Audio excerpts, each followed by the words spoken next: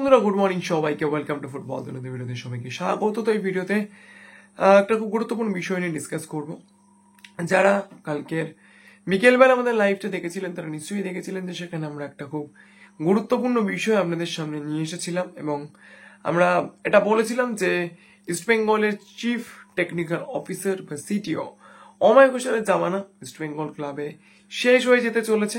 তো এই বিষয়টাতে অবশ্যই অলরেডি সিলমোহর পড়ে গিয়েছে। তো এইবার যেটা গুরুত্বপূর্ণ প্রশ্ন যে কি এমন হলো যার জন্য এত প্রভাবশালী অময় ঘোষাল বা তাকে ইস্টবেঙ্গলে রাখার পেছনে যেসব প্রভাবশালী ব্যক্তিদের হাত ছিল তা সত্ত্বেও কেন অময় ঘোষালকে সরে যেতে হলো। উল্লেখ্য আপনাদেরকে আমরা এটাও জানিয়েছিলাম যে অময় ঘোষালের সঙ্গে 31শে মে 2025 সাল পর্যন্ত চুক্তি ছিল ইস্টবেঙ্গলের, কিন্তু মে মাসের শুরু থেকেই তিনি কিন্তু আর ইস্টবেঙ্গলের সঙ্গে যোগাযোগ রাখছিলেন না। ইভেন ইমামির অফিসেও কিন্তু তাকে দেখা যাচ্ছিল না। কিন্তু এত কিছুর পরেও যেটা শোনা যাচ্ছিল, যেহেতু অময় ঘোষাল অত্যন্ত প্রভাবশালী এবং তার পেছনে বেশ কিছু প্রভাবশালী ব্যক্তিদের হাত রয়েছে, তো সেই কারণে দল গঠনের কোনো দায়িত্বে তাকে না রাখা হলেও বা ইস্টবেঙ্গলের হেড অফ ফুটবল তন্ময় সিংটোকে করা হলেও কিন্তু অময় ঘোষালের সিটিও পদে থেকে যাওয়ার সম্ভাবনা যথেষ্টই ছিল। কিন্তু যেটা শোনা যাচ্ছে অময় ঘোষাল তিনি অপমানিত হয়ে নিজেই পদত্যাগ করেছেন। এবার স্বাভাবিকভাবেই একটা প্রশ্ন উঠছে যে কি এমন ঘটনা ঘটলো যার জন্য অময় ঘোষালকে পদত্যাগ করতে হলো।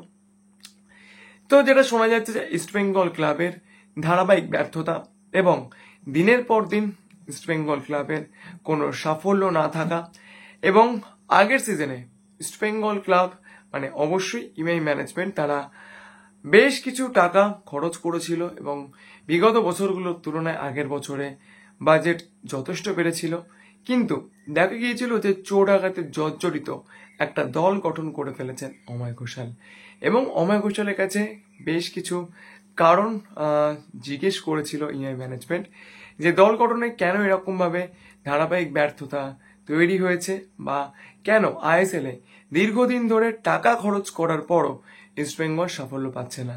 এবং অবশ্যই অময় ঘোষালের কাছে এইরকমটাও জানতে চাওয়া হয়, চোট আঘাতে জর্জরিত একটা দল যখন ইস্টবেঙ্গল গঠন করলো সেক্ষেত্রে প্লেয়ারদের ফিটনেস লেভেলটা আগে কেন চেক করে নেওয়া হলো না। আপনারা তো অনেকেই জানেন যে কেএলএফ ব্লাস্টার্সে ডিমিট্রিওস দিয়ামান্তাকোস যে টাকা পাচ্ছিলেন ইস্টবেঙ্গল কিন্তু তার থেকে প্রায় 3 গুণ টাকা বেশি দিয়ে তাকে সাইন করায়, বা মাদি তালালকে পাঞ্জাব এফসির থেকে প্রায় 2 গুণ টাকা বেশি দিয়ে কিন্তু সাইন করায়। তো স্বাভাবিকভাবে এত টাকা দিয়ে যখন বিদেশিদেরকে সাইন করানো হচ্ছে তারপর তারা যদি চোট আঘাতের জন্য সার্ভিস দিতে না পারে সেটা একেবারেই যে খুব একটা ভালো ব্যাপার হয় না, এটা একটা বাচ্চা ছেলেও বলতে পারে।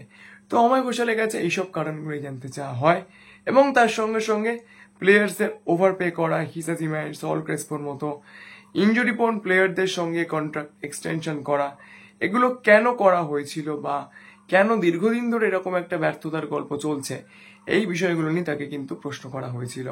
কিন্তু সেই সব প্রশ্নের উত্তর তিনি দিতে চাননি, বরঞ্চ তিনি মনে করেছেন যে তাকে এরকম প্রশ্ন করা মানে তার পদটিকে অপমানিত করা হচ্ছে এবং তাকে অপমানিত করা হচ্ছে। তো যাই হোক, তো শেষ পর্যন্ত সেই সব অপমানকে তিনি আর সহ্য করেননি এবং শেষ পর্যন্ত তিনি ইস্টবেঙ্গলের চিফ টেকনিক্যাল অফিসার অর্থাৎ ইস্টবেঙ্গল ফুটবল টিমের সিটিওর পদ থেকে তিনি পদত্যাগ করেছেন। তো এই বিষয়টা নিয়ে আপনাদের কি মতামত অবশ্যই আপনারা কমেন্ট করে জানাতে পারেন। তো এটাই ছিল অময় ঘোষালের ইস্টবেঙ্গল ক্লাব ছাড়ার কাহিনী এবং এর সঙ্গে সঙ্গে অবশ্যই ইস্টবেঙ্গল ক্লাবে এক বিতর্কিত অময় যুগের যে অবসান ঘটলো এরকমটা কিন্তু বলাই যায়। তো ভিডিওটা এই পর্যন্তই ছিল। যদি ভিডিওটা ভালো লাগে প্লিজ চ্যানেলটাকে লাইক শেয়ার সাবস্ক্রাইব করতে ভুলবেন না। Thank you so much to all of you.